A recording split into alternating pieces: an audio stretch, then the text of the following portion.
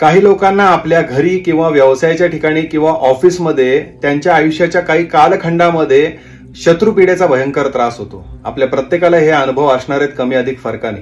मग आपण आपल्या कामाकडे लक्ष द्यायचं का ही जी शत्रुपीडा होती, आपल्या मागे जे काही कट कारस्थानं शिस्त आहेत किंवा त्याचा जे काही ऑफिस पॉलिटिक्स आपण ज्याला म्हणतो त्याचा त्रास होतोय, या त्रासाकडे लक्ष द्यायचं, त्याला निवारत बसायचं किंवा त्याचं सोल्युशन काढायचं. माणसाचं डोकं शांत असणं खूप महत्वाचं आहे, कारण ज्यावेळेस असे त्रास व्हायला लागतात ना त्यावेळेस मन शांत होत नाही, स्थिर राहत नाही.